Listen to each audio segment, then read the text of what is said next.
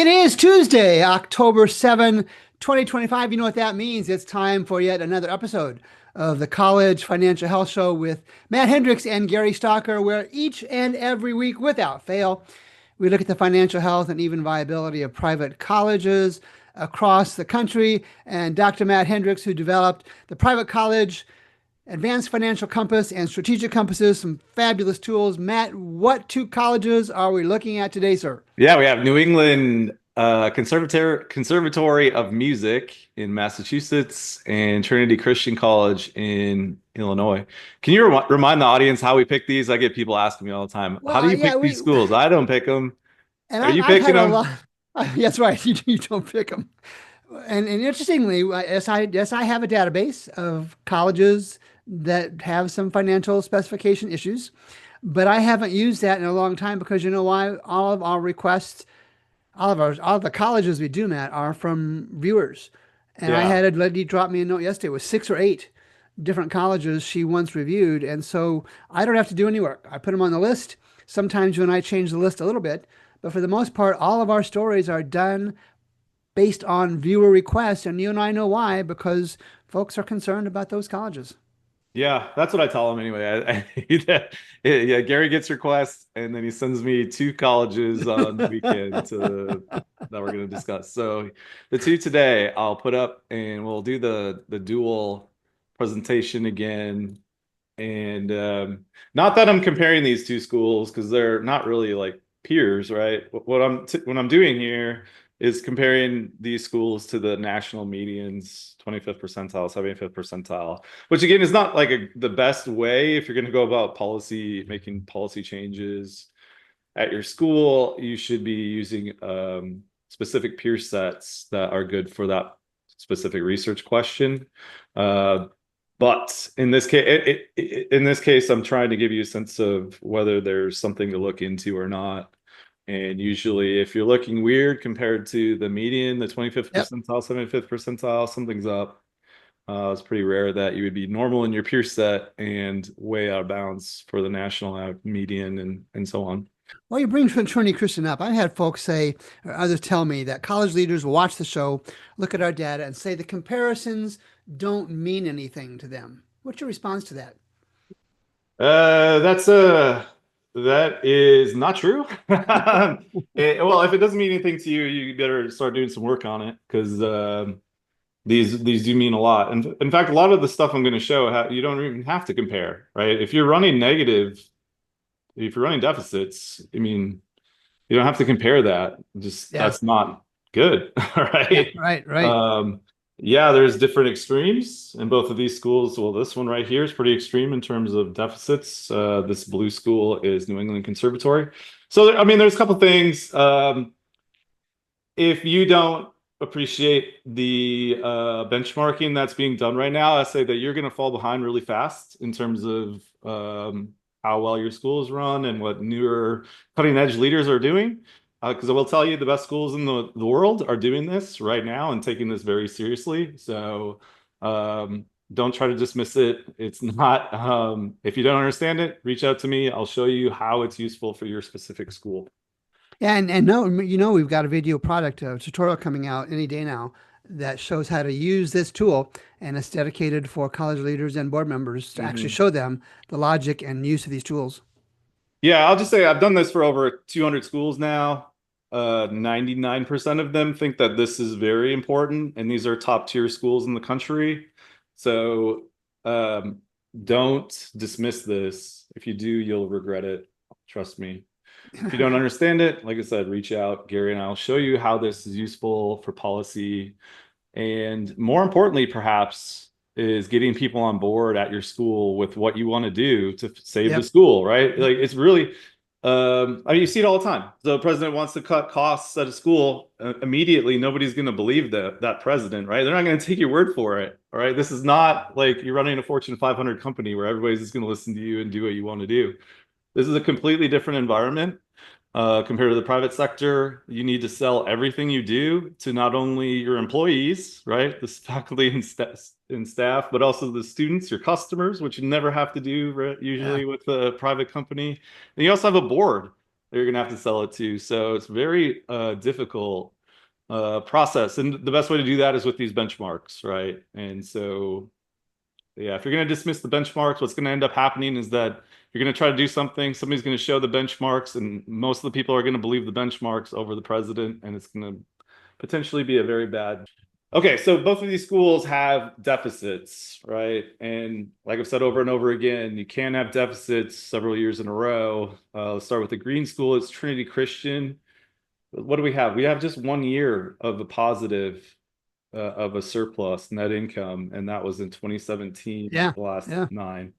So this school is in serious financial um, distress, and I'll show probably a lot more evidence to show this, but I'll show you ultimately why this matters in the next slide. Same thing for New England. New England's deficits are actually bigger. And yeah, what do we have? The same thing, just 1 year of positive, or 2 years, really nothing to talk about those 2 Yeah, years yeah, either. barely So so. both of these schools are really, really, really struggling with getting a budget that is going to work for them long term. Again, a normal budget would have the school have a positive net income, at least on average, and ideally about plus 1% is sort of the norm for what schools bake into their budget. That means you got a budget for your depreciation expenses.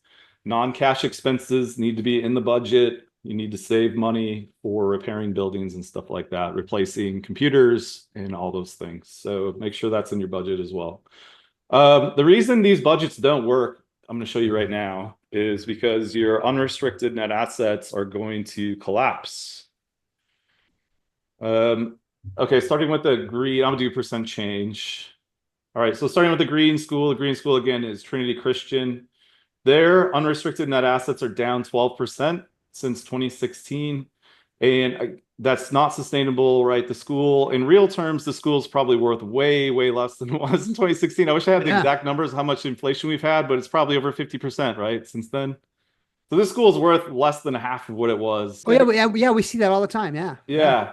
So in nominal terms, it's down 12%. In Uh, real terms, a lot but in more. real terms, when you count in inflation and all that, it's really worth way, way less than that.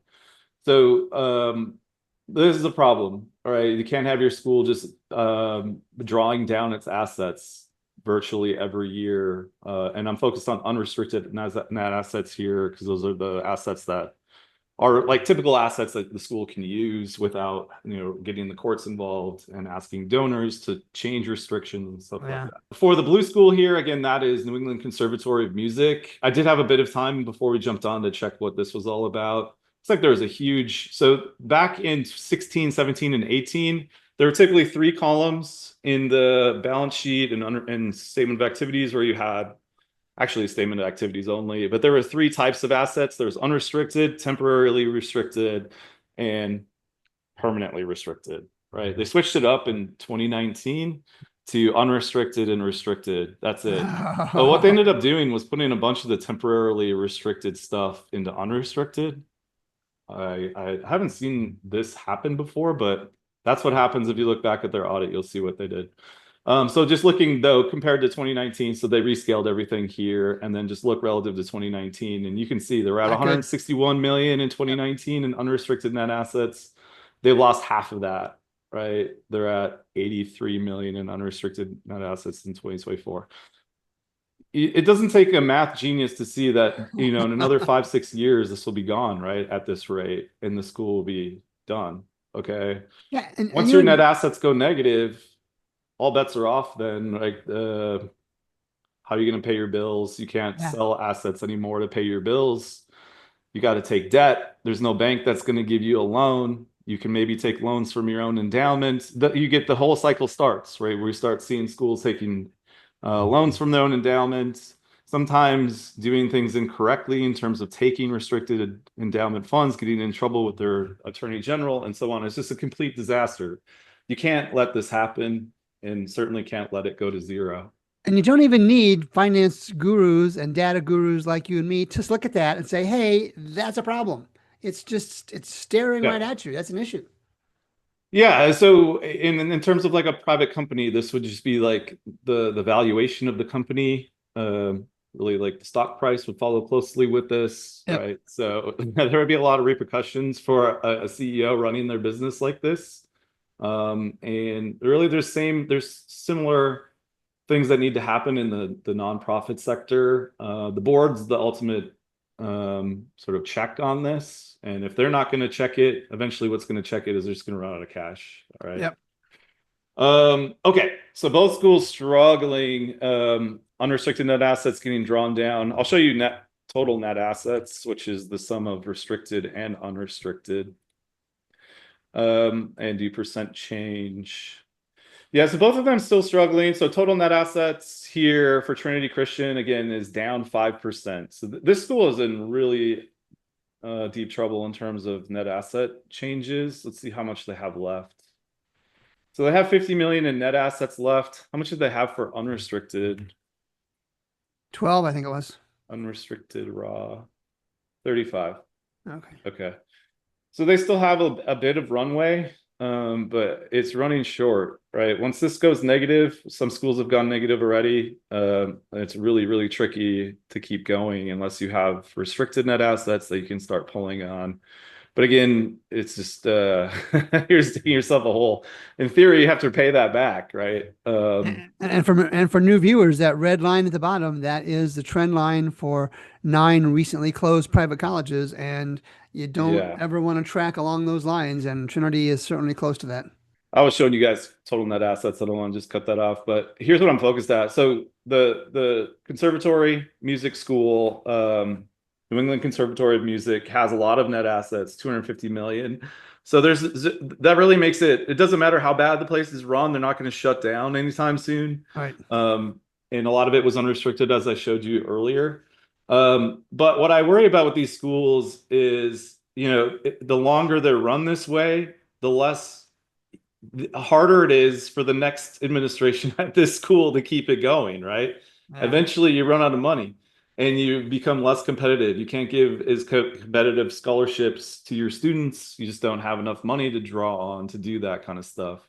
Ideally, you keep this going with, the typical school, and over time you're able to draw more on your endowment funds and less on net tuition revenue, which makes the school just better, right? You can do a lot more with a school that's got $1 billion endowment versus one that has no endowment.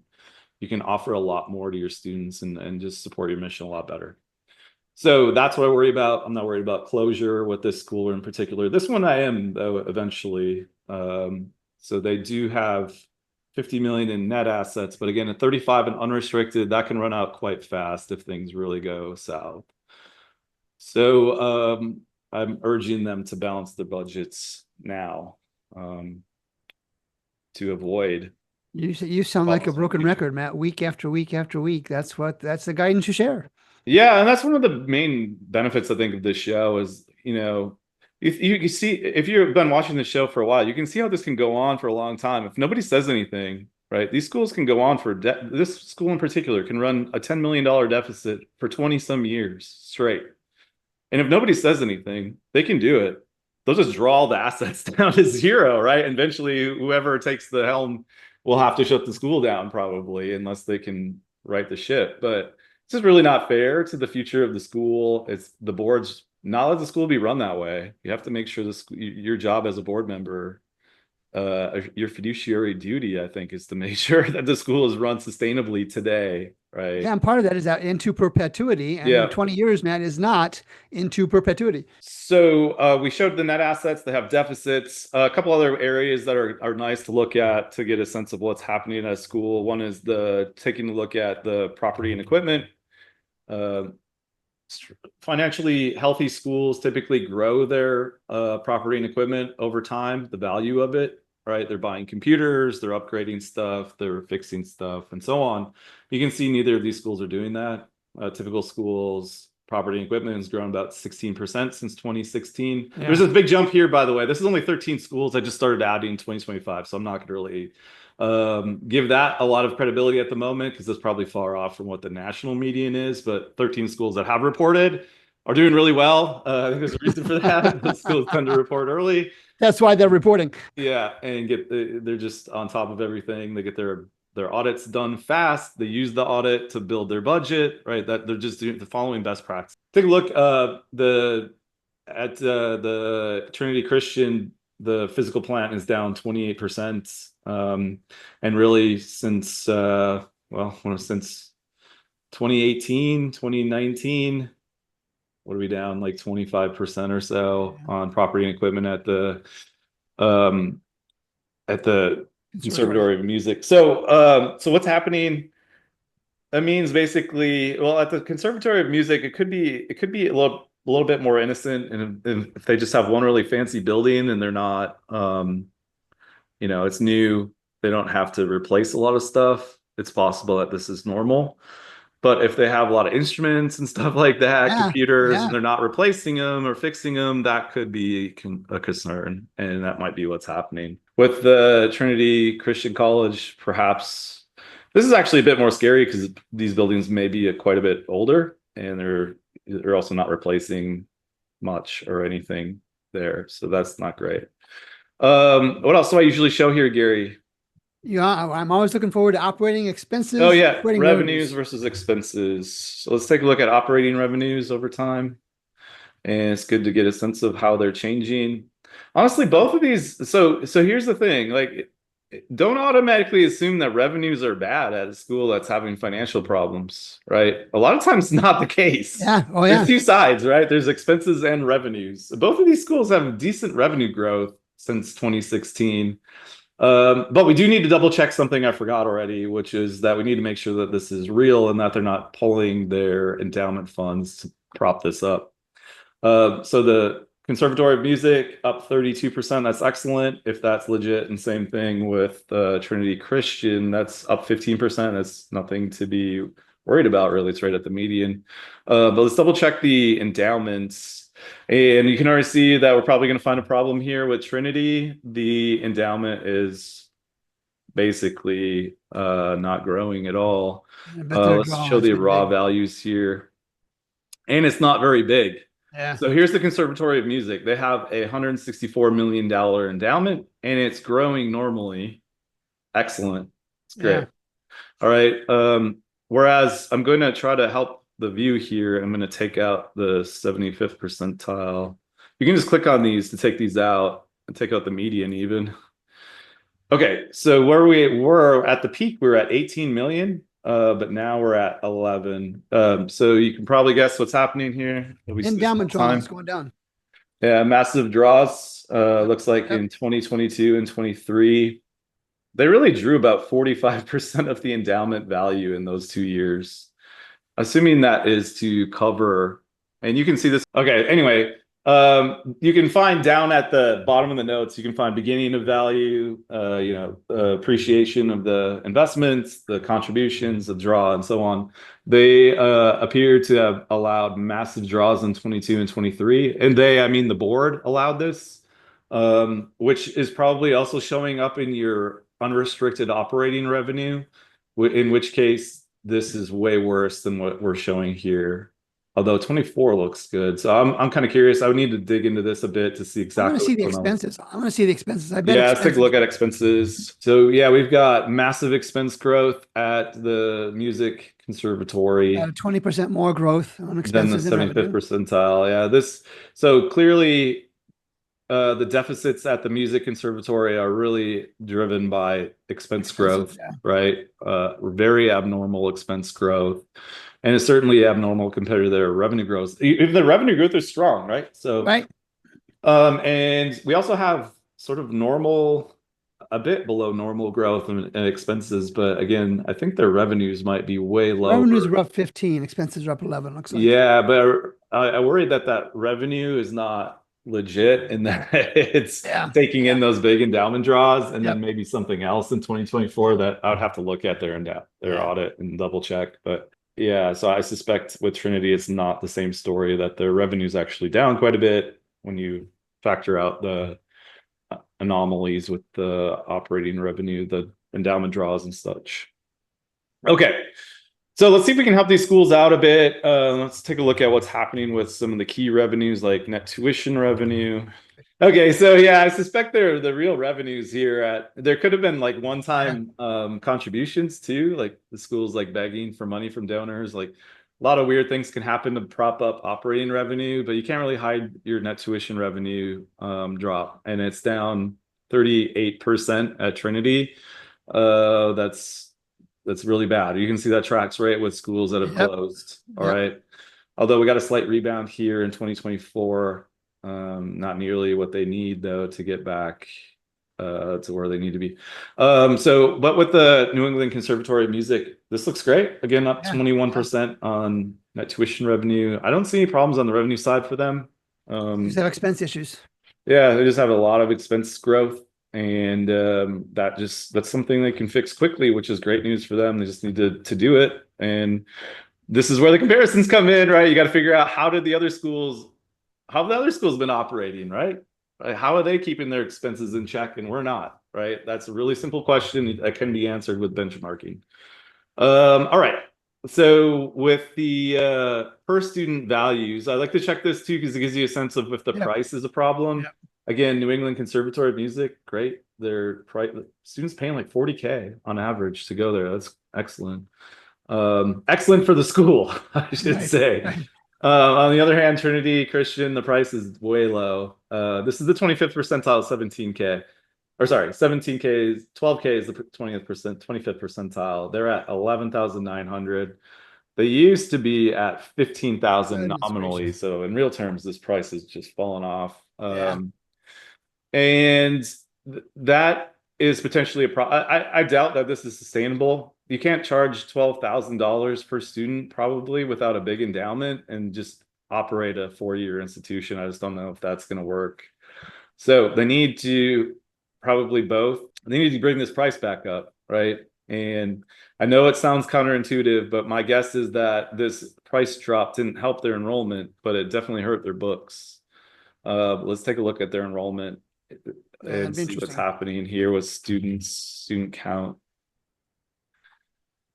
percent change. Yeah, their enrollment's down 21%.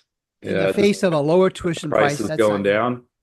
Yeah, I suspect that the price drop is a response to the enrollment drop, but it probably isn't the reason they're losing enrollment, right? It's probably has nothing to do with the price. They're probably one of Yep. the cheapest schools in the country.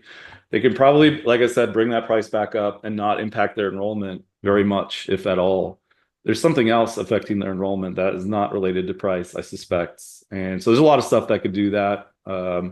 Just simple things like the application requirements can cause this, fees, bad marketing, just not really communicating the value They had proposition, facilities. all sorts of stuff, right? That have nothing to do with price really. But they probably need to bring that price up immediately just to have a chance of riding this out. So that's my advice on the revenue side. Let's take a look at the expense side for both of these schools. Employee counts.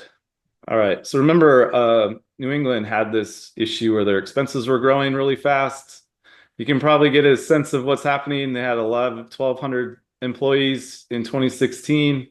Now they have 1,300 employees. So that might be part of it. Yeah.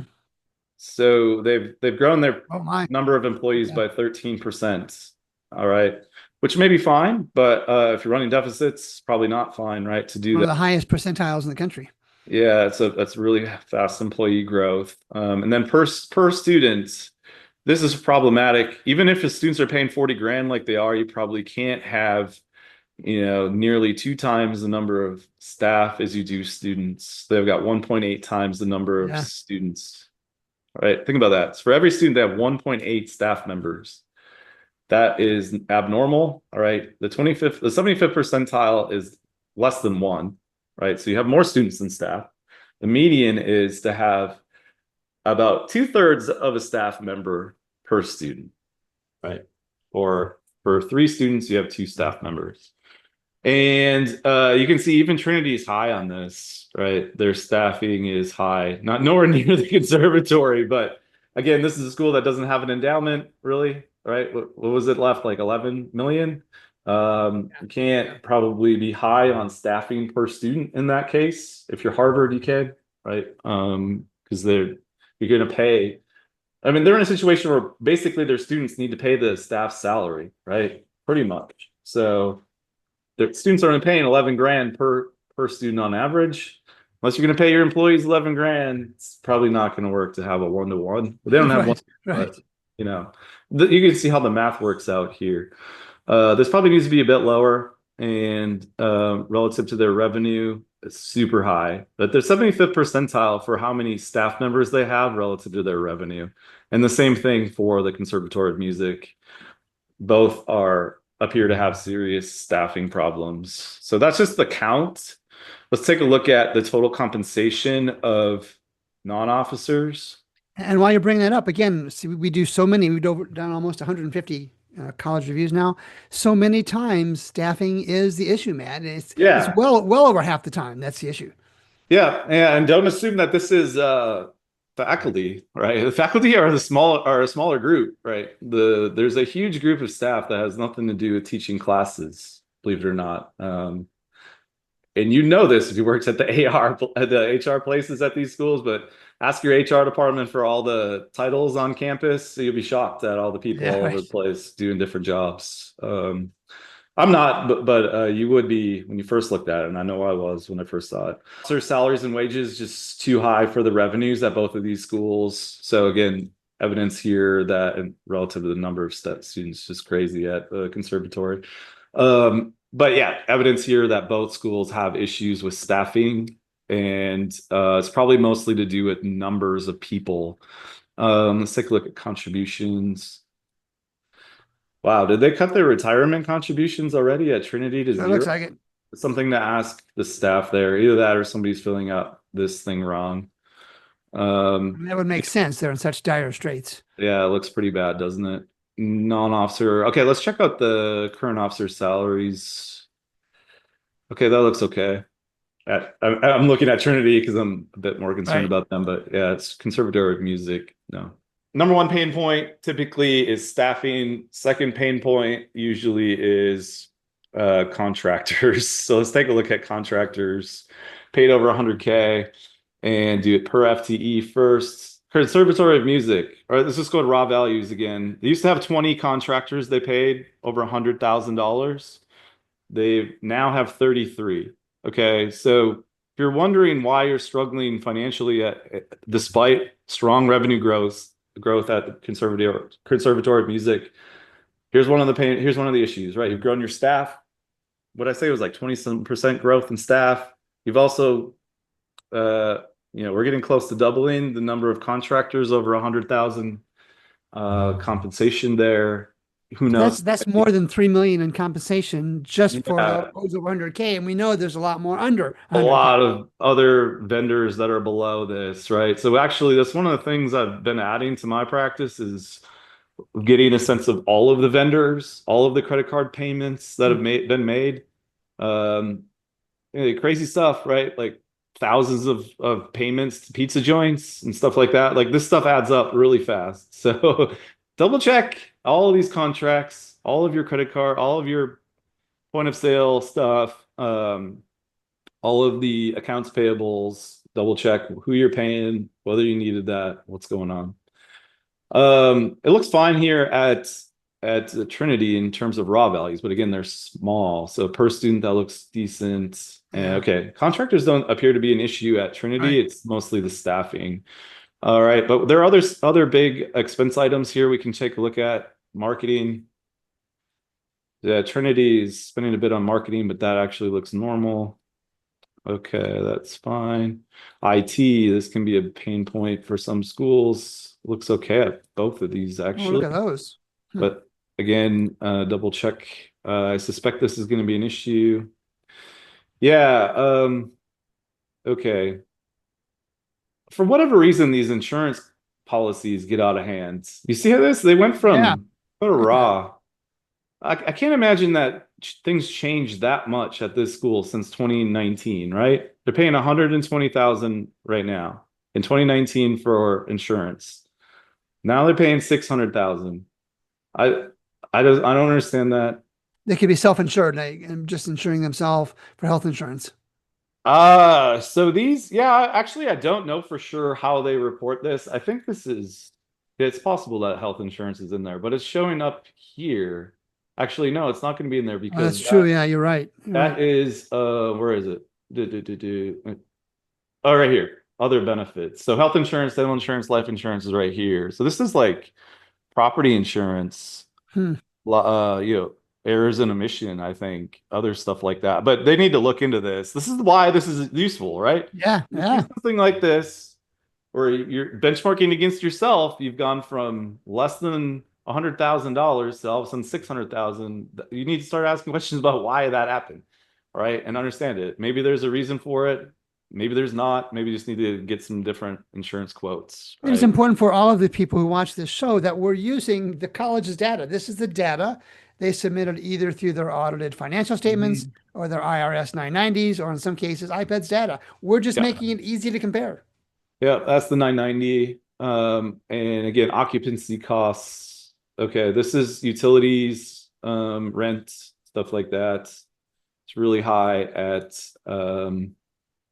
Conservatory and also really high Yeah. at Trinity Christian compared to their revenue and per FTE. Yeah, I mean, this school shrunk so much, you start wondering if maybe they're heating buildings that are just not used very much anymore, right? If try to get these buildings utilization up. If you can't, you probably just can shut them down, mothball them for a bit. I don't know. Lots of policy questions that pop out of this, though, right? Yeah. Yeah. So that's my job is to give you options, help you see clearly what's happening.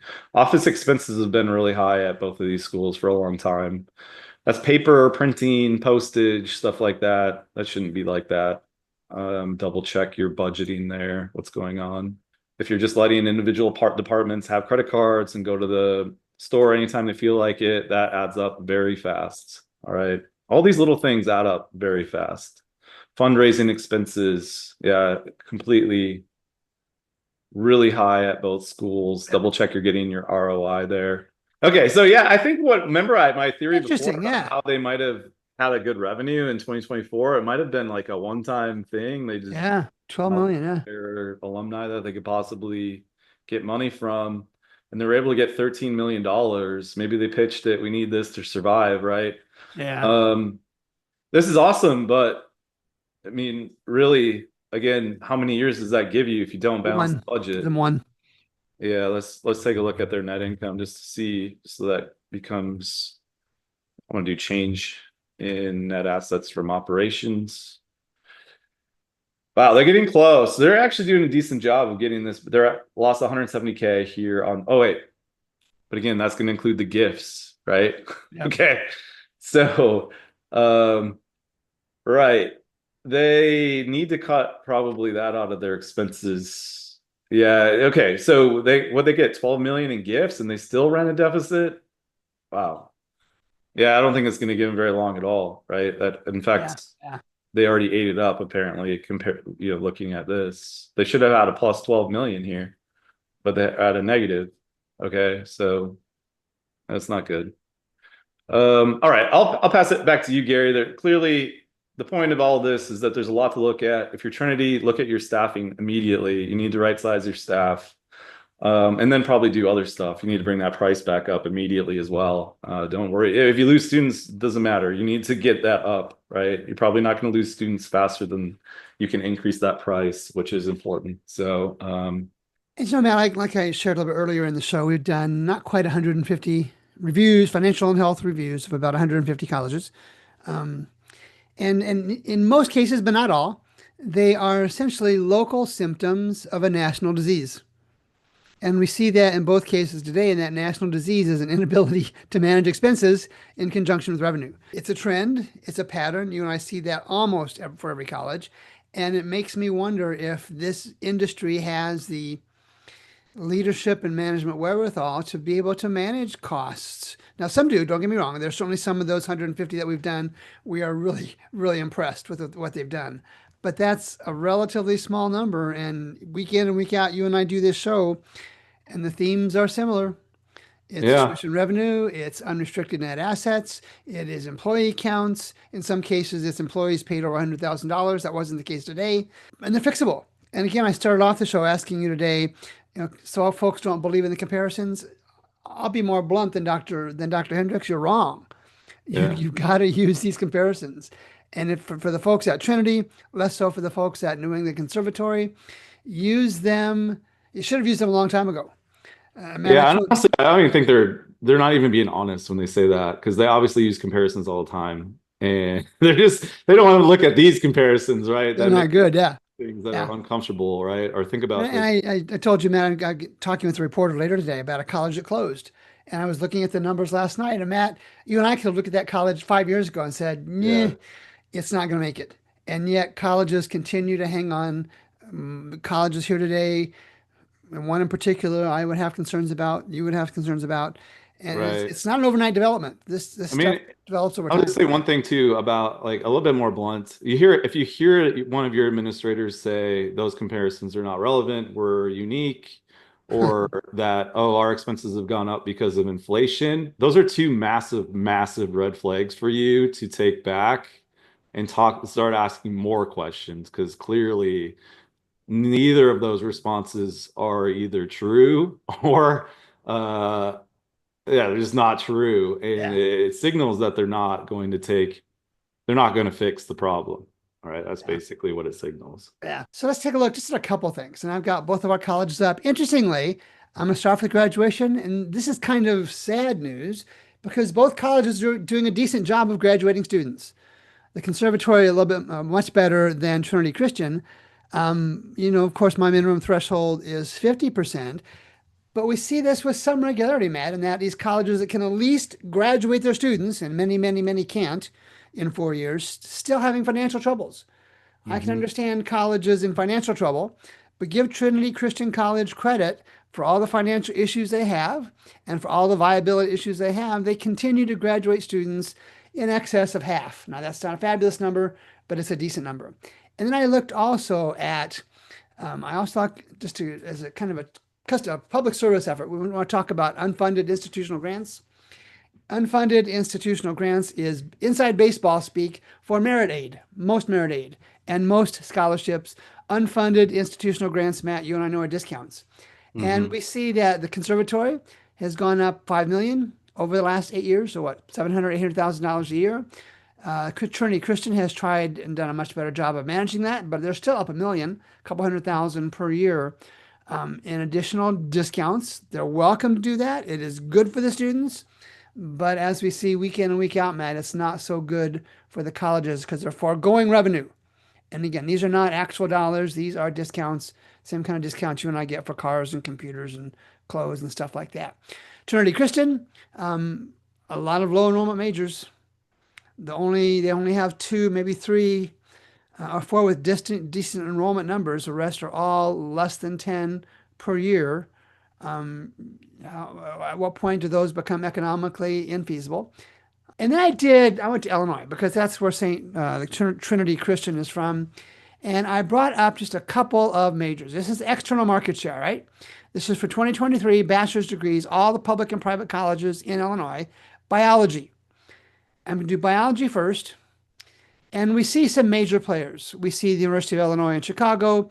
We see Loyola University, and a couple others. We can put the pointer on top. Have decent market share. But look at all of these mom and pop programs, these small enrollment majors, really across the Illinois spectrum. Wouldn't it be interesting, Dr. Hendricks, if I'm just going to make up a scenario here, the University of Illinois Chicago and Loyola managed all of the biology programs for the state of Illinois? Now, this is just a wild hair. I understand it's not going to happen. But logically, there's value in that because would you, given a choice, all things equal, send your child to Loyola University, which has a massive market share in biology, or would you send your child to Knox College, which has next to none? And that's an easy question to answer. And then I'm going to look at one other one. Shows the same theme. I'm going to look at accounting. I'm not using economics, Matt. I hope you're okay with that. And again, we see the same theme. There are strong players. University of Illinois Champaign-Urbana, Illinois State, Illinois Chicago again, DePaul. Strong players. Why wouldn't these strong players offer their services to help all the colleges in Illinois, again, just for sake of example, run and manage and improve and support their accounting and accounting related services? If you know, I run a coffee shop, and we sold 100 cups of coffee a day and 2 donuts a day, we'd probably get out of the donut business pretty soon because it's just not worth it making donuts to sell 2 donuts a day. And that's kind of what we're seeing here for these colleges. And then finally, as a reminder, for those students and their families looking at assessing the financial health of colleges they're considering, at My College Viability, mycollegeviability.com, you can get a free college viability report for colleges you're considering, and it looks at graduation rates. It looks like enrollment changed. Decreasing enrollment is not a good thing, Matt. And some other things that we look at as well. Of course, there's a paid version also. And Matt, I wish we could come up with new themes, but we can't, and we won't because the themes are similar. And we're going to continue to see college closes, and not closures, excuse me. We're going to continue to see college closures, probably starting this year, as colleges get those Title IV fund checks and realize they're not going to go any farther. You and I have a feel for which ones are going to not make it. We're never going to share them on the show. That's not our purpose. Our purpose is to say, hey, here's what the data suggests. But increasingly, I think we want students and their families and even faculty and staff and other community stakeholders to take some position on this, to recognize that these colleges, in many cases, are not financially very well run. And we use our show to point that out, Matt.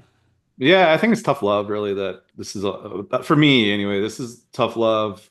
A lot of these schools, like I said, there's nobody saying anything, and they go on for a decade, running deficits, and nobody seems to be paying attention. So I think what I hope this show does is just make people pay attention and start asking questions, make the board start being more proactive, not just taking the administration's word for everything, that everything's great, and really start asking the right questions. Look at this data, right? Get a sort of an outside data source. It's your own audit. Actually, it's just your own audit and 990. Yeah, I'm just making it data. really easy for you to see how your audit in 990 compares to other schools. So Yeah. And I'll leave my contact information in the show notes. So for those of you watching this show or any of the shows that we do, if you want a private demo for just your college, drop me a note, and either Matt and or I will schedule that for you, and we'll step you through it. These are products. This is our business. This is what we do. And we're happy to share those with you. So we'll wrap this show up. For Dr. Matt Hendricks, I'm Gary Stocker. Thanks as always for making time for the College Financial Health Show. We'll be back next Tuesday with 2 more colleges on the show.